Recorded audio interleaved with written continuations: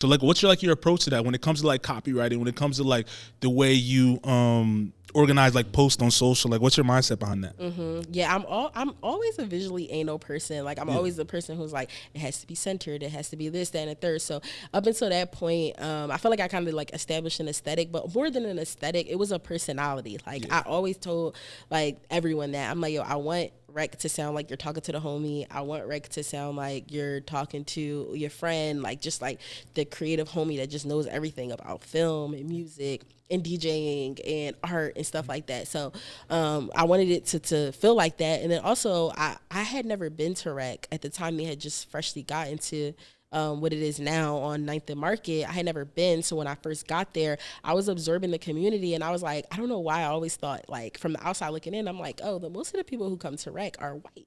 So when I firstly got there and I'm like, oh my God, there's so many black creatives that are in this space really like doing stuff. And I'm like, the tone has to be reflective of them. Like, so there was so many like creatives that I met when I first started working there that were black, that looked like me. And I was like, oh, like this is a different space than what I thought it was on the outside. So that was really my approach, was just like making it, like I said in the beginning, authentic and just making it feel representative of who the actual people are that were coming in and out of the space. In marketing, how important is that, like, to make sure the tonality fits the community that you're representing? Yeah, it's so important. It's critical. It's like you have to do that. And I think like a lot of times you can tell when, like, we all watch movies about Philly and we always like, we could tell when somebody from Philly wasn't in the room. Like we say that as a collective city.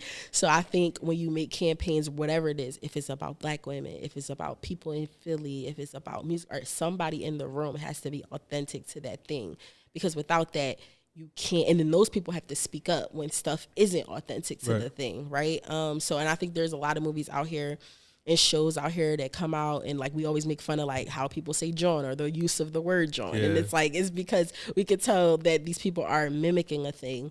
So I think that's critical to whenever you're doing any type of storytelling, whether it's through film, short form content, whatever the case may be, somebody in the room has to be representative. Like, don't be scripting black women. Ain't no black women in the room. That's crazy. So tell me about kind of like the role you're in now, because you started as the coordinator. Now you're doing a lot more than just socials. You're doing campaigns. You're doing ads. I don't even touch socials no more. I don't even got Instagram on my phone no more. Thank God. Said thank God.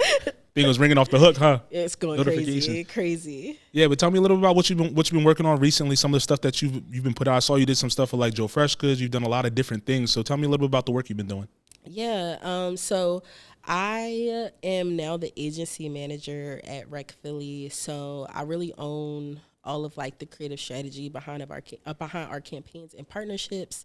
And I also just lead kind of like the creative side of Rec across photo, video, and design. So since then, yeah, like you said, we've been able to, since that like transition in my role, I've been able to bring Joe Freshgoods to Philly for the first time, which was dope because he is my favorite footwear designer right now. He got to come and talk about streetwear and like the future of streetwear and design. So that was really cool. And I got to just like spearhead that and lead that, which is crazy because I remember it kind of started off as an idea months prior, and I first bought it and everybody was like, Joe Freshgoods, like we can't afford Joe Freshgoods. So it just ended up working. And really through the connection of Will